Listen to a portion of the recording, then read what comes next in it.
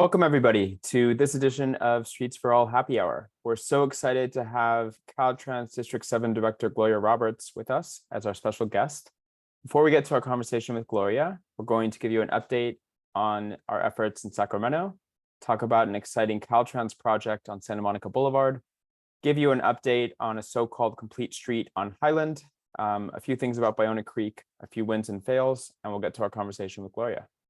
Our icebreaker this time is, if you could cap one freeway, which would it be and what would you do with the space? And Gloria, if you want to answer this when we start, feel free as well. So I'm going to turn this over to Mark Vuksovich, who is going to answer this question and give us an update on the state team. Awesome. Thanks, Michael. Yeah, Mark Vuksovich, Director of State Policy here at Streets for All. By the way, Michael, you got a box up top. My answer would be, I would say there's so many answers, but I would say the 101 freeway in downtown Los Angeles specifically is probably my answer. And I would say adding more public space through like a public park or yeah, any sort of public space would be a joy in my opinion. Yeah, that's my answer. Next slide, Michael. Just to give an update on legislative process, the legislature could be kind of an opaque place with an opaque process, but what's happened is if we have like an assembly bill, it's now moved on to the Senate or vice versa. Senate bill has moved on to the assembly, and we are now past the second House policy committees, and we're at the fiscal committees or even at the floor votes part of the session. So we're about 2/3 or 3/4 of the way through the legislative process. We're not far away from the floor votes, the concurrence votes, and getting to the governor's desk. And so that's where we're at right now. Next slide, Michael. What's really exciting is that this year Streets for All had 11 sponsored bills in the legislature, and every single time I talk to someone in the legislature about how many sponsored bills we have, they're like, 11? Like, are you serious? Really? Are you okay? And we have 11 sponsored bills, and 10 have made them out past their policy committees, have made it to this point so far. You can see all of our bills listed right here, but I won't dwell on that, because if you go to our next slide, you can actually check out all of our bills on the Streets for All website, streetsforall.org/2023-state-bills. You can read more about them. You can read the fact sheet provided by the author's office. You can see a little bit more technical details and have a link to the bill itself, and see what we're trying to do to improve mobility and safety and even racial equity in California. Next slide. Last thing I just want to mention is like, all of this work, part of my job title, to be your job description at least, is as an organizer. We have who supports me right now is I have about 25 volunteers who support me and the work that we do. And if you, the things that you can do to help out with these bills and get this passed is contact your legislators. You are a constituent of somebody, and that's really, really important. And they want to hear what you have to say. You can ask an organization, if you work for a housing organization or a local street safety organization, ask them to send in a letter of support either to the whole legislature or to whoever that one individual member is. You can actually join the state team. We have a comms team, we have an advocacy team, and we have like a policy analysis team that like looks at actually some of the policy in detail. And lastly, it funds our work is to donate to our state advocacy work, and that's our 501c4 work. That's really critical work and critical money that can go and fund our work. So that's the way you can get involved and the way you can help. I'm going to pass it back to Michael. Thanks, everyone. Thanks, Mark. If I could cap one freeway in District 7, I would probably go with the 101 through Hollywood and the Hollywood Central Park vision. I just find it really inspiring, and creating one of the biggest parks on the West Coast and helping with pollution and reconnecting communities would just be fantastic there. So I don't know if everyone's aware of this Ohio-to-Ohio thing, but this is along Santa Monica Boulevard. This slide is from a 2020 effort that Streets for All started. And what we were trying to do is solve a gap in the mobility plan. Ohio has a protected bike lane down almost the entire length. There's a few blocks that don't, but then Ohio ends right here. And there's Santa Monica Boulevard that picks up and goes into eventually Broadway in Santa Monica. And so this gap on Santa Monica Boulevard is what is really dangerous, and it's really hard for cyclists to connect east to west. This is the specific gap. It is literally 3 blocks, but it's essentially having a chasm into what would otherwise be a really good east-west bike route. So the really exciting thing is this is now a Caltrans project officially. They are studying this. They are looking to fill that gap, and we are big fans of what they're calling Alternative 2. which would be a two-way cycle track on the south side of the street, including enhanced pedestrian crossings and cyclist crossings just for those 3 blocks to connect the 2 Ohios. So we're excited about this, and thank you to Caltrans. I'm going to pass it over to Taranik to talk about Highland. Hi, everyone. My vote would be to cap the 134 in Glendale. I'd love to see the large park that's already been proposed. I'd also add some housing and integrate it with the BRT line that's going to run from North Hollywood through to Burbank, Glendale, Eagle Rock to Pasadena. So Highland Complete Street. The Bureau of Engineering and LADOT are applying for a very large $30 million federal grant to implement a complete street on Highland Avenue between Santa Monica and Franklin. There's a reason that complete streets is in quotes, though. While it includes pedestrian improvements, there's nothing complete about this project. It does not have bus lanes. It does not have bike lanes. And to add insult to injury, there's a bike lane on LA's 2035 mobility plan that the city's not following. We connected with Councilmember Hugo on this issue, and he quickly brought forward a motion to instruct BOE to include at least bike lanes in this project. It's so frustrating that the city keeps ignoring its own mobility plan, even for very well-funded projects such as this, while masking the project with the deceptive title of a complete street. This further highlights the importance of our Healthy Streets ballot, which will be on in 2024, which will legally require the city to follow its mobility plan when they do construction on the street. Passing it back to Michael. Thank you, Taranik. I wanted to give everybody a quick update on all of the happenings along Ballona Creek. So this is everything in one image. The thing that we've mostly talked about is this extension in green above. You've probably seen this graphic. It's a eastward extension of the Ballona Creek bike path to Venice and Cochrane. The good news is this is in progress. We raised over $400,000. The study will be done by the end of the year, and we'll be applying for a construction grant next year with BOE and LADOT. The second thing we're trying to solve is this issue. At night, the bike path is completely dark and it's really inaccessible to most people due to safety concerns. We've been working with the Bureau of Street Lighting, and we found this solar powered light that's about $3,700 per pole installed, solar powered, no extra wiring needed. This is a rendering of what the Ballona Creek bike path could look with solar powered lighting. And we've identified the 4 sections and even how much it would cost. The good news is Council District 10, this little section up here, has committed funds. They only have 8 poles. Culver City looks like they're going to do their portion. So now we're just trying to find money for both CD 11 and Supervisor District 2, which is Holly Mitchell.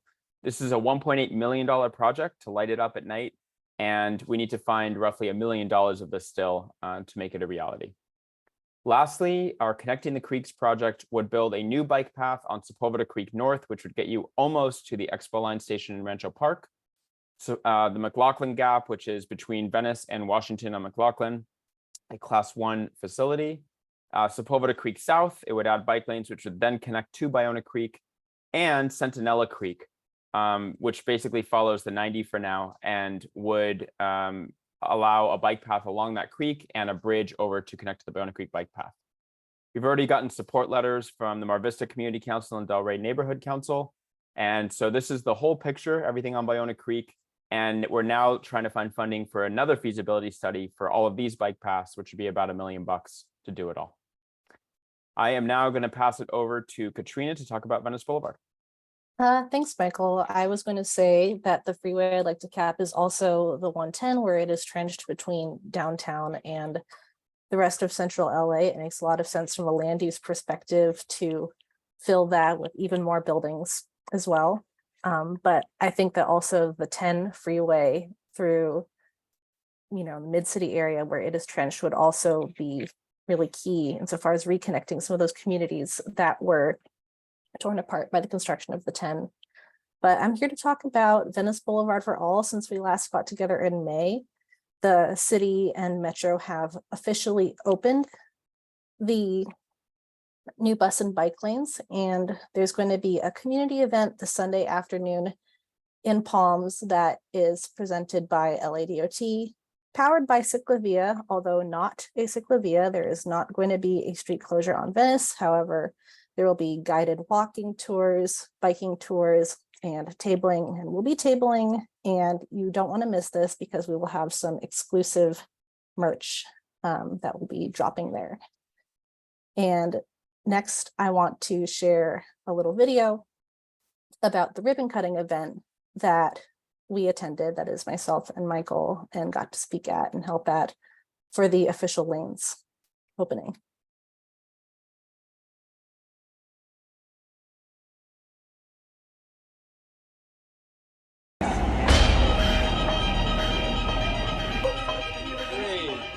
The 4 miles opening today are a game changer for Los Angeles, including the first dedicated 24/7 bus lanes outside of downtown LA. LA's first protected east-west bike lane corridor.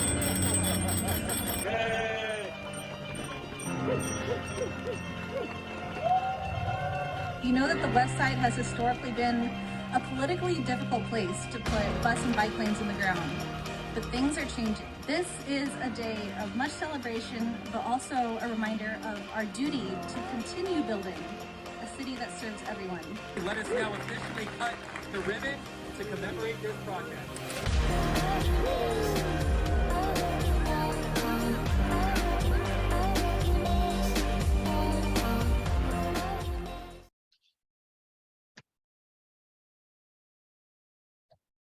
And now I'll turn it over to Kyle. Thanks, Katrina. So if you've seen this in the media or been in Ocean Ave in Santa Monica, you'd notice the hard protection on the bike lane there.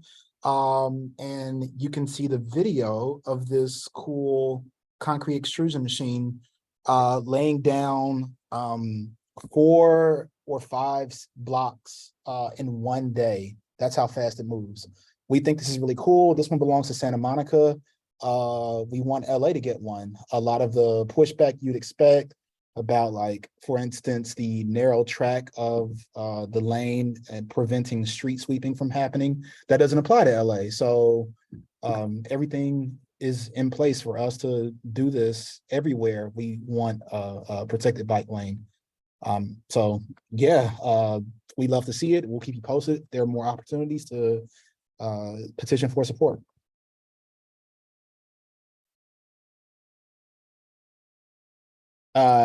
Sorry, next I'm passing it to, or go ahead. Thanks, Kyle. It's all good. Sorry. I just want to talk real quick about some viral merch that we launched last month. We created these BDSM shirts in celebration of Pride Month and threw them online, not expecting too much. We have this one here, which says buses do so much for the environment. And then if you go to the next slide, another one that says bikes do so much for the environment. And then these kind of blew up. They went viral, and selling them, we've raised almost $14,000 for the organization so far. So if anyone's interested in buying one, all the purchases go to help supporting the org, accelerating our mission, and making streets safer. And they're really fun. If you go to the next slide, next week we're having a volunteer meetup in Mid-City West. You can RSVP at streetsforall.org/events/July meetup. They'll be really chill. We'll have drinks and food. And yeah, we're really excited. Come hang out with us. It's a great way to meet people that are part of the organization. I'm going to hand it back to Michael to introduce our special guest. Thank you, Josh. Quick reminder, if you want to help out, we're at Streets for All on all the socials, including Threads now. If you want to get involved, volunteer, or donate, streetsforall.org/get-involved. Also, a quick preview of August. We're excited to have the CEO of Metrolink, Darren Kettle, and that will be Wednesday, August 23rd at 5 p.m. So we are so excited now to have a conversation with Gloria Roberts. Gloria was previously the acting director of District 7 and has recently been made the full-time director of District 7, which we're really excited about. I'll read a brief bio. Gloria has been instrumental in driving cultural change to embrace people, engagement, and partnerships. She combines her passion for equity with sound business acumen to leverage a holistic approach to advancing transportation programs and projects, which has accelerated the ability of District 7 to become more responsive to the needs of the communities within Los Angeles and Ventura County. Gloria began her career in the private sector in healthcare, hospitality, and logistics industries. Since joining Caltrans in 2007, she has served in a variety of roles in District 12, District 7, and headquarters, including Business Services Manager, Chief of Public Information and Governmental Affairs, Deputy District Director of Administration, Acting EEO Program Manager, Acting Division Chief of Safety and Management Services, and Chief Deputy District Director. In each of these roles, Gloria successfully led strategic planning initiatives that improved organizational excellence, business efficiencies, and safety and health. Gloria, we're so excited to have you here. Thank you for joining us. Thank you so much, Michael, and thank you everyone for the invitation and finally able to connect. And so just to start off, I'll answer the icebreaker question, which is which freeway I would cap is probably going to be either the 110 or the 101. Because I spent a lot of time, most of my time in downtown. And so it just feels like there's so much concrete. And so any sort of green space would be welcome. And especially in light of, how we can reconnect communities with, freeways that were interstates and freeways that were put in years ago. So. Thank you for answering that. And luckily you're in a position to maybe help those projects along. That's right. I'm going to pass it over to Taraneg to ask our first question. Okay. Hi, Gloria. Congrats on becoming the permanent director of District 7. We're excited to work with you in that capacity. Off the top, we wanted to give you a space to state your goals for Caltrans District 7. We would be especially interested in your goals around how District 7 can become a friendlier place for pedestrians, cyclists, and bus riders on and near Caltrans right-of-way.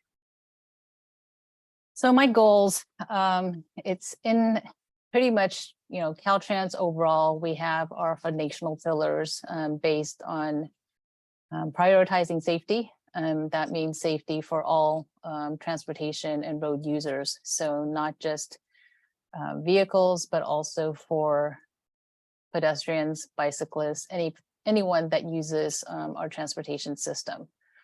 We also focus a lot on equity in terms of access, right? Transportation access, in terms of transportation shouldn't be kind of the delineator between what type of jobs that you can do. So just put it very simply, it's having transportation that works regardless of the mode that you choose to use, but also prioritizing that we need to do more in terms of paying attention to making our system more friendly and safer for transit riders, for cyclists, and for pedestrians. And that ties into the piece in terms of the economic prosperity that's related to the equity and the safety in terms of how our roads are used and how it serves the purpose of the people that are using them, not just to get from point A to point B, but for the people that are living alongside and next to our interstates and our highways, and what impacts our roads have, but does it really also benefit the communities that need it the most, what the regional transportation system looks like. And then lastly, it's the climate action in terms of we really need to look at how we drive, and excuse my choice of words, but how we drive folks to not drive, to really make a shift in terms of less reliance on the utilization of single occupant vehicles, using cars to move around. There's better ways and more efficient ways that are friendlier to the environment by having bicycle, pedestrian, and transit access. So overall, that's where we stand at Caltrans. And I'll use a little bit of my personal backstory to highlight why it's so important to me in terms of us fulfilling these 4 foundational pillars. As the district director, I was just having this conversation with Michael a little bit where my kids, I have two girls, 2 daughters, starting when they're teenagers now, but since they were in elementary school in 3rd and 5th grade, I started having them bike to school because I wanted them to have that independence. I personally don't like driving. And so to me, one of the worst things that that to me is making that drive, that, quarter mile or a mile and a quarter drive to drop a kid off at school when there's other ways of getting around. And so when I did that, I live it out in the suburbs. All the moms are like, are you crazy? Why would you let your kids do that? As if I was committing a crime for having my kids bike their way to schools and a mile and 3/4. So less than 2 miles. They rode on the sidewalks. There wasn't, I didn't want them riding on because where I live in Orange County, the streets, they're 50-mile-per-hour speed limit streets. So they rode on their sidewalks, but it was almost like, hey, our kids need to learn how to get around. And so to me, that's an access, that's an exercise of independence. And that already signals right now that we have an issue where we have to be concerned about, we don't have a complete system that really does not prioritize vehicles. So even in my lived experience, just having the thought process of kind of how we live prioritizes vehicles. It's almost unnatural to want to prioritize bicycling or for to have people to walk. So I have a personal kind of priority in terms of like in terms of wanting to make that shift, in terms of why we need to make that shift, because right now what's existing does not match what we're trying to achieve in terms of really looking at the complete transportation network, because not everybody has cars. Not everybody can move around in cars. It's not efficient. It's not good for the climate. And so that's my personal kind of like outlook in terms of what I'm trying to get done through Caltrans. I also grew up in Asia, where we have a transit system that works very well. And so we have high-speed rail, there's buses, you can get around in a place, there is a world where you can live without a car. And so I've taken my kids there and they understand what, if we set the vision right and we set our projects and priorities right in terms of supporting a multimodal transportation network, it actually can be a reality. And so I have a lot of hope and optimism in terms of what it is that we can do to affect the shift, and really looking at putting together a complete transportation network that in terms of working with our partners, with LADOT, with LA Metro, and our local cities and counties to make that happen. Thank you, Gloria. I think I have the next question. So we are in a bit of an odd situation in LA County, where it seems like our county transit agency, Metro, seems to want to widen highways even more than Caltrans does. Every time we widen a highway, we induce people to drive. It's been proven, and it makes traffic and climate change worse. The question is, to be consistent with Caltrans's focus on being more multimodal and the state's own climate goals, why not just tell Metro that you won't approve any more widening on your right of way? We could instead use those billions of dollars to improve transit, bikeability, walkability throughout District 7. Okay, so all of our highway projects that we do, we are doing in partnership with Metro. And so they do have their highway investment policy where it is now focused on a multimodal approach with not widening highways as the way to go. We're consistent with CAPTI, which is the state investment, transportation investment policy. And so we do work with Metro on our projects, on highway projects, and the state and Metro are really looking at, we will not be moving forward projects that would have impacts in terms of residential acquisitions. The lane widening is not something that is going to be the kind of by default. Historically, it's, we see congestion and we're going to just add a lane in order to move traffic through. State priority definitely does not prescribe to that. We are now looking at developing multimodal solutions, really looking at the surrounding, not just a corridor itself, but really what kind of improvements that we can make to make for multimodal improvements rather than just adding lanes. There could be operational improvements or safety elements that can be incorporated, but the way to move traffic through is no longer through widening. So I don't know if you have a specific project examples, but that's just not how we are moving forward with transportation projects. Two very quick follow-ups. Sure. I know you're on the Metro board. I think you're a non-voting member of the Metro board.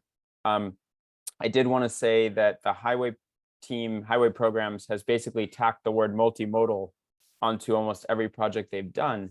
But when you look at the devil of the details, it's multimodal because it has a class 2 bike lane on a bridge that goes from nowhere to nowhere. And it's really about widening the freeway. And we're happy to give examples later on, but I just wanted to kind of make sure you're aware that the highway program at Metro does not seem to be multimodal focused, even though they're calling a lot of their projects multimodal. I did also want to ask you, there was just a committee meeting today where there was a commitment made by Metro to not tear down houses on the 605. And I wanted to ask you, did Caltrans basically say we won't approve anything that tears down houses, or just if you could provide any insight on that? So yes, Caltrans, in working with Metro, did develop alternatives where there would be no residential acquisitions in terms of what the future of the 605 would look like. So that was developed in concert with Caltrans and Metro. Thank you. Over to Josh. Thanks, Michael. I have a question about some of our local streets in Los Angeles. Sure. Caltrans still controls some of the non-highway streets, including Santa Monica Boulevard between La Brea and the 101, and Santa Monica Boulevard between the 405 and Centinela. We know you are planning to install bus lanes on Santa Monica Boulevard west of the 405, and you're plugging the Ohio Gap, which Michael talked about earlier, with protected bike lanes. What plans do you have for Santa Monica Boulevard east of La Brea or any other streets that Caltrans still owns the right of way to? Can we expect bus lanes or bike lanes, or would you do something like relinquishing the right of way to cities? I believe there's still a small, like you said, small stretches of Santa Monica Boulevard that it's still under kind of state considered state right of way. So definitely relinquishment is always an option. When cities approach us, we definitely do support that. And so having said that, for the future of Santa Monica Boulevard, it's something that we do work with the city very closely in terms of developing projects that would add or provide for bike or transit priority lanes. So that's always something that's on the table. It's not something that we would definitely need to work in concert with the cities. We've had discussions with the city of Santa Monica on their Big Blue Bus in terms of how we can, prioritize looking at transit priority in projects that we fund and push forth, and really looking at, hey, are there ways where we can look at road diets perhaps, and really look at how we can prioritize bus or bike lanes. But that's always going to be done in concert with our local partners. Well, thank you. I think Katrina's next question. Actually, Kyle. Yeah, it's me. Thanks. I too have a question about a local street. So we've been following the Caltrans project to add bus lanes to Lincoln Boulevard south of the Santa Monica border. And while the project has been years in the making, Lincoln Fast Forward is still not under construction. Can you share a little bit about where the project is at and when you expect it to be in the ground? Thank you. We have on the Lincoln, I think there is a pilot for a 1 mile bus only lane on Lincoln Boulevard that's moving forward, and I think going into construction very soon. And then there is the longer term study that we're kind of looking at the remainder of the 4 miles in really looking at how we can extend that 1 mile pilot into something larger.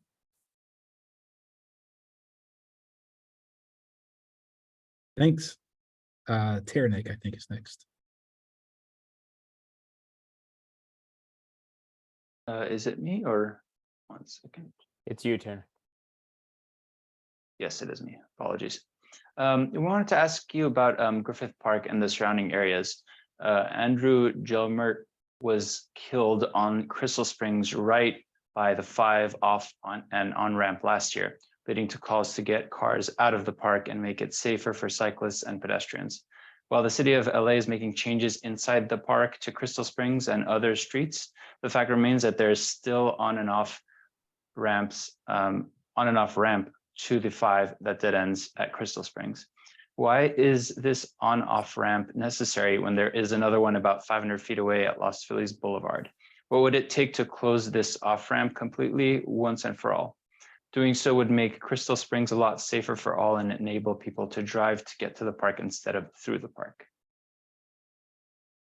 So I believe that we have been in discussions with the city of LA in terms of the on and off ramp and usage. And there's kind of a, I think the next step was really looking at trying to reduce the number of because right now it's as you're coming on and off, there's like a 2-lane that comes off the 5 onto Crystal Springs. And so one of the initial things that we're looking at doing is just kind of reducing it to just 1 lane so that there's just less traffic that comes onto Crystal Springs at a time. But in terms of looking at closing off the ramp, that's certainly something that we can study and see if that's feasible. So I can't, I don't have the details in terms of why or why not, why we can't do that right now, but it's certainly something that we can explore. Thank you. I think I'm next. So I wanted to talk to you about Pacific Coast Highway. As you probably know, PCH is a very deadly street. It's especially deadly for pedestrians and cyclists, but it's also dangerous for drivers. I know that Caltrans has a process they're going through to develop a new vision for PCH. And from what I've seen, Caltrans is considering adding unprotected bike lanes and very little additional pedestrian infrastructure, keeping the highway mostly just for cars. I wanted to ask you what it would take for Caltrans to add things like sidewalks and protected bike lanes to PCH. Doing so would likely require the removal of street parking. And I also wanted to ask you about the Coastal Commission, to the extent you can talk about it. Are they a roadblock towards making streets like PCH safer in terms of being able to remove parking and repurposing that space? I wouldn't consider Coastal Commission a roadblock, but there are requirements in terms of us having to keep certain numbers of parking spaces on PCH. So PCH is constrained in that way. And so that's certainly something that we can study. And that's the whole purpose of the study that we're doing now on PCH in terms of what is the feasibility of adding protected bike lanes along that route. Would you guys ever consider removing a travel lane to make space for protected bike lanes? That is something that we can certainly work with our local partners on, seeing, you know, if there's going to be community and input that we would consider, and that's certainly not off the table. But that's also something that we would consider in terms of what it would do to the needs of the surrounding communities. Thank you. Over to Josh. Thanks. So this is our last non-audience question. And it's a little more open-ended. We're super excited about Caltrans's new directive for complete streets, but we have yet to see many results. I wanted to ask you how you see Caltrans's responsibility on complete streets, and in what way, and what What do you do when a city pushes back on what Caltrans wants and they don't want bike lanes or bus lanes? Who wins in that situation? What can we expect from the Complete Streets Directive going forward in District 7? So the Complete Streets Directive is just one piece of our overall, what we call the, our active transportation plan, our CAP plan. And so we do have a bike ped advisory committee now that we've established in District 7. And so it's really to provide the additional kind of lived experiences in terms of what we can do to deliver complete streets, but also complete streets that make sense, right? That there's connectivity. And so the CAP plan was kind of what I see as a crowdsourcing tool to kind of identify where the needs are. And so the next step is to really utilize the expertise from our bike ped committee and really advance projects, because that's kind of been my frustration too, is sometimes I feel like we move a little too slowly, or we're doing complete streets more in a patchwork rather than a connecting fashion. And so hopefully with the CAP plan, we can kind of map out in a projects in a way that it makes sense, where instead of just throwing paint here or sidewalks there, that it just makes for, understanding people's travel patterns, community travel patterns, and what their needs are, that we take in kind of point 8, like the whole route, rather than a patchwork of complete streets elements.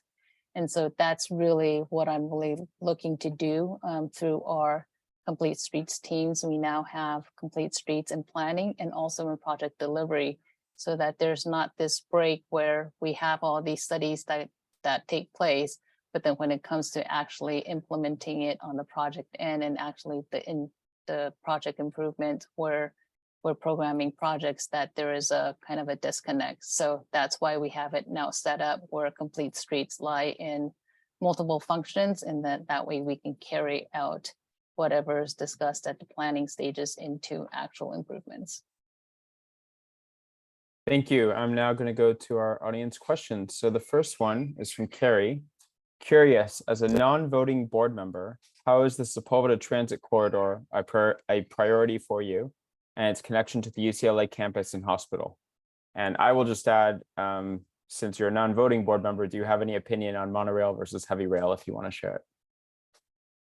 I don't have an opinion, but I am excited for the fact that there is a rail option, a non-vehicle option for the Sepulveda Transit. So as a non-voting member, either definitely the monorail would have a lot of interaction with the 405, with where Caltrans would come in. But for both projects, we fully support the fact that there is a transit corridor that's in the works. Next question from David. Metro and Caltrans have plans to widen freeways for HOV and HOT lanes, but widenings have a cost, and we all know about induced demand. Would you consider converting general purpose lanes to more efficient HOV or HOT lanes instead? That's certainly something that can be done. And so, that there are certain projects I think that we're trying to work on right now in Ventura County, for example, that we're in the environmental phase in terms of doing a conversion of GP to HOV, or so that's certainly elements that can be looked at. So we certainly have to really look at how we are living within our right-of-way, within the existing infrastructure and the transportation improvements that we can make. So definitely bus rapid transit are things, bus only lanes are things that can be considered. So we just really have to be creative and willing to make that step. Next question. What global city or metropolitan area has your favorite transportation network and why? I think I mentioned it just because of where I grew up. It's in Taipei, in Taiwan. And so I grew up in Taipei before they put all the subways and the high-speed rail then, but just in growing up there, we had, everybody moved around by buses and walking. And so, after I immigrated here and then went back, it's now a complete system. And the last time I went, I didn't need a car. And so, everywhere I travel, if I don't need to rent a car, I'm happy, because I believe that you get the greatest sense of community when you can be able to, walk your way through. I'm not a confident bike rider, so I don't ride bikes a lot, but I do like to walk and take transit. Thank you. Next question. What are your thoughts on congestion pricing in LA? Metro has a few options they're studying, like entrances to the downtown core, the freeways around downtown, or roads and freeways leading from the San Fernando Valley to the LA basin. Do you think one or more of these options might be feasible? I know that they're still in kind of the conceptual phase, so perhaps we'll have to see how it works. I know that in Europe, I think cordon pricing does work. Tolling has also been something that's been in effect even in Taiwan, where I grew up, and in other states like the New Jersey Turnpike, where you drive and throw your coins into the bucket and you move on. So there's certainly a value to that, and we'll see how it shakes out with the traffic reduction study. And I guess also New York City doing that very soon. The next question is about freeway capping. Is this something Caltrans is considering? I believe Caltrans policy currently only allows open space on top of capped freeways. Would you be open to changing the policy to allow for housing development in addition to open space on top of a capped freeway? That I don't know enough about to be able to answer, honestly. I do know that there's been proposals such as the 101 Hollywood freeway cap, and that's certainly something that we've has been talked about. So I really don't know in terms of what could be done for housing on top of a freeway cap, if I'm understanding that question correctly. What is the status of the Hollywood Central Park project, if out of curiosity, if you know it? I don't believe it has moved forward. Like, it's just kind of at a standstill. Okay. Next question. The Alameda Corridor Transportation Authority is starting a study on short and medium haul freight rail from the ports of LA and Long Beach to the Inland Empire and Central Valley to shift more goods movement from truck to rail. Is Caltrans supporting this effort, and will it influence future highway plans? It's always helpful in terms of goods movement because of the economy that the ports bring into the SoCal region, but also to the nation. That so if there's efforts to move more goods through the rail system, yes, we definitely support that. Next question from Kareem. NACTO will release new guidelines centering pedestrians and cyclists. When will Caltrans update their design guidelines? And I just want to add, Caltrans guidelines, even though I guess they're officially only for state-owned right-of-way, are incredibly influential in cities throughout California, and cities often defer to them. So yeah, would love to get your thoughts on following NACTO, NHTSA, and basically just updating guidelines for a more multimodal approach. And so we have, with the release of our complete streets programs, we have updated some of our design guidelines. How closely it follows NACTO, I will have to get more clarification on that for you. But we did revise our own design guidelines to be more attentive to the needs of implementing the complete streets features for bike and ped. Next question from Colin. With the introduction of AB 43, which allows municipalities to change the speed limits and lower them, what is the path cities can modify posted speed limits on Caltrans managed highways? And this Colin gives an example. He says the city of Huntington Beach says Caltrans is a barrier to decreasing car speeds. I can't speak for Huntington Beach, but that's something that they would certainly, let us know, and we would work through our traffic operations division to look at working through that. So I know in the past there's been sort of now with the passage of this legislation, it does make it easier for us to be able to work with the cities to meet their requests.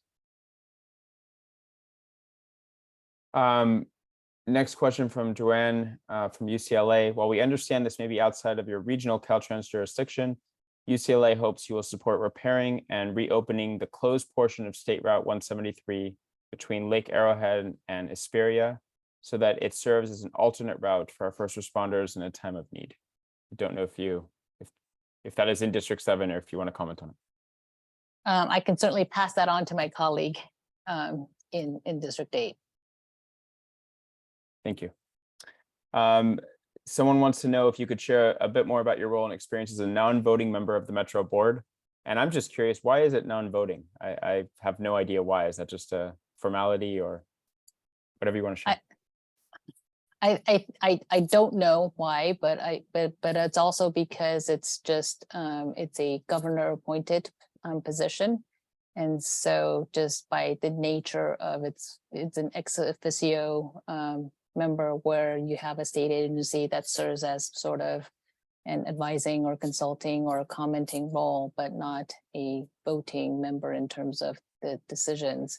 And so to that effect, outside of that, Metro and Caltrans enjoy a very good relationship in terms of moving transportation projects forward, both on the state highway system, but also in terms of the transit and other items because of our role, the state's role, not just as a transportation agency, but in terms of the funding that comes through, the federal and state funding that go through and gets passed through Caltrans for the local cities and for a lot of other projects. So, it's certainly a partnership that we have, and my role as a non-voting member, even though I don't think it diminishes the input and the consideration that we have in terms of Caltrans's role on transportation projects that Metro leads or is a part of. Carol wants to know a few more things about PCH. Number one, the pedestrian signals on PCH are extremely unfriendly to pedestrians. Is Caltrans looking into updating these? And number two, is there a reason why there couldn't be an above ground crossing at Channel Road because the tunnel isn't ADA accessible? Okay, those are both two things that I can bring back to our team. The Channel Road, is overcross or at grade crossing. For how do you mean that the pedestrian signals are not friendly? I think she means, I've experienced this myself, that you push the button and it sometimes takes a very long time before you get a walk signal. Okay, that's certainly a timing thing that we can have our operations and maintenance teams look at, our operations teams. So if you give me the exact locations, we can certainly look at that.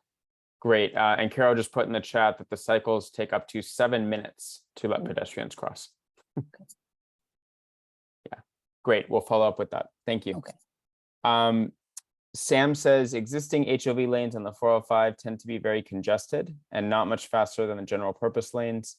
Not sure if Caltrans has jurisdiction over this, but are steps being considered to improve speeds in HOV lanes to make bus service on highways faster?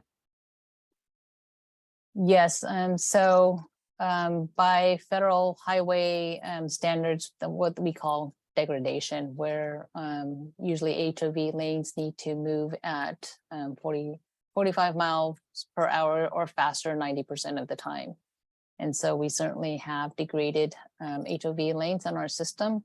And so one of the options that we can always, that we do consider is increasing the occupancy requirements, or and then that way that in turn will allow for high occupancy vehicles, more than 2+ or 3+ vehicles such as buses to move faster.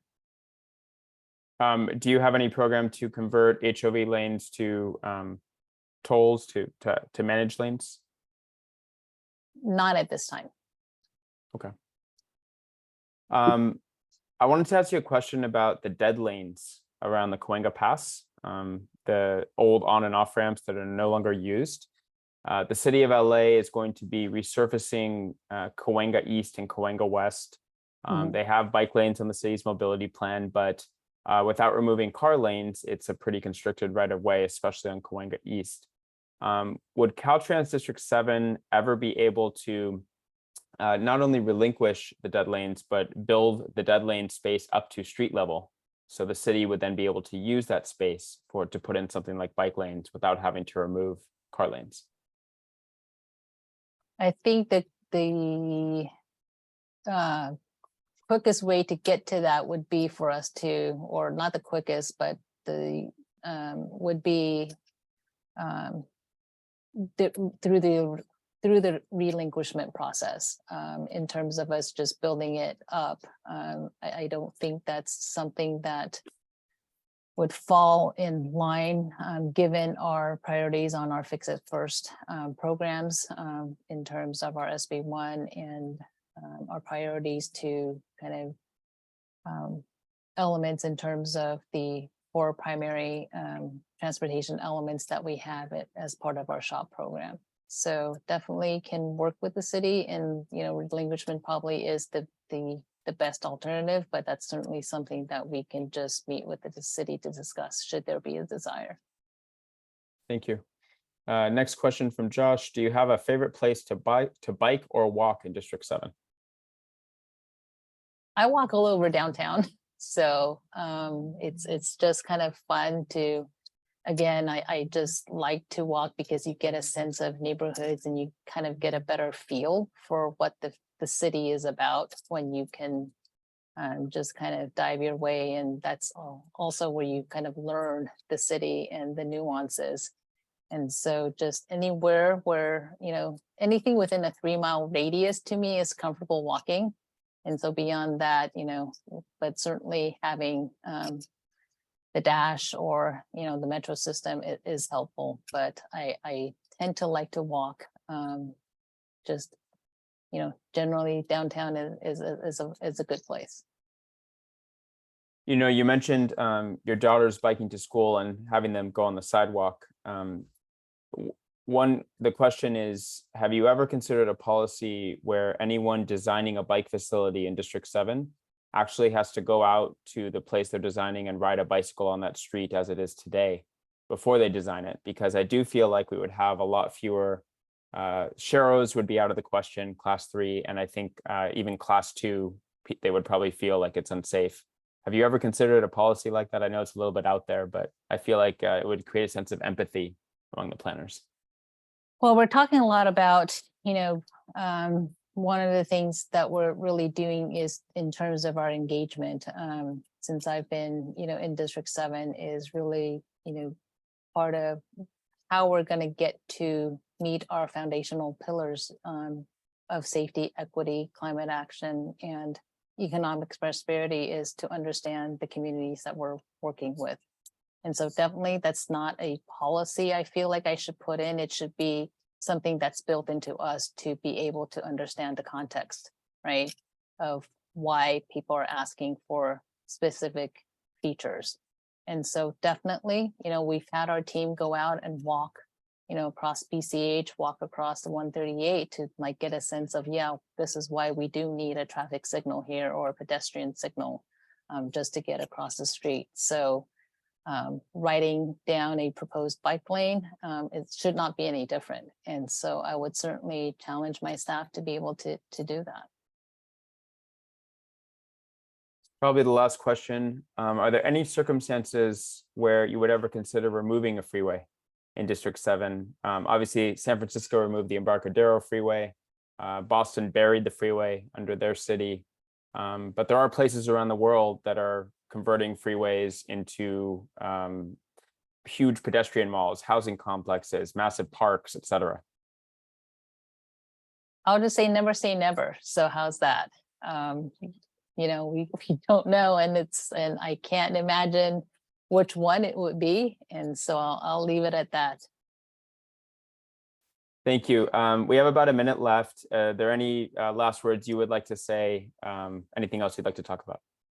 No, I just want to thank Streets for All for being a great partner and a resource to us, and for really just continuing to push for the whole tenets of your organization, which is Streets for All, because I do truly believe that in order for us to get to our goals of equity and climate action, that we do need to do a better job in terms of providing for a safe multimodal transportation network that serves all. So that's not something that I take lightly. It's something that is true to my heart, and in terms of the what we're moving forward with within District 7 and all of our teams here. So thank you very much. Thanks, Gloria. Thank you so much for taking the time. Congratulations again Thank on you. going from interim to permanent director of District 7. And on behalf of Streets for All, we look forward to continuing to work with you and your team. Let's make this stuff happen. Absolutely. Thank you all. Thank you, everybody. Have a good evening. Good night, Thanks. everybody.